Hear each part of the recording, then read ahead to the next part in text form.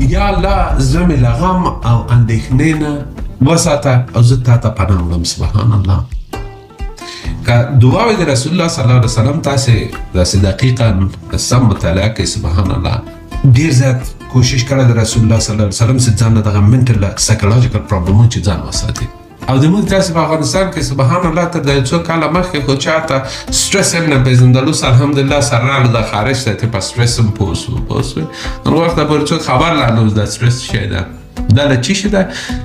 دا ایجوکیشن موږ تاسې نه لرو. داسې سیستمونه یې راباندې دغه کړي دي، پاچاهان کړي دي. هر یو سره راغلی د ایجوکیشن پر خلاف باندې، یو د اسلام په نامه، یو د کمونیست په نامه، یو په دې په نامه. په دې ارزښت د خلک پرېږدي ځان ورسوي. ورک کسب مرا خرابوي. په دې باندې شروع شو ملاکم ویډیو په لاسو ساتم خلاص. خیر موږ تاسو به صبر وکړو. ان الله مع الصابرین ان شاء الله تعالی. نو څه حل لارې موږ تاسو لرو؟ لمونځ ته وخت ورکړئ. دا د روح لپاره اکسیجن دی. سوره الضحی تلاوت کړئ. دا سوره د رسول الله صلی الله علیه وسلم د غم پر وخت نازله شوه. ذکر وکړئ. سبحان الله، الحمدلله، الله اکبر،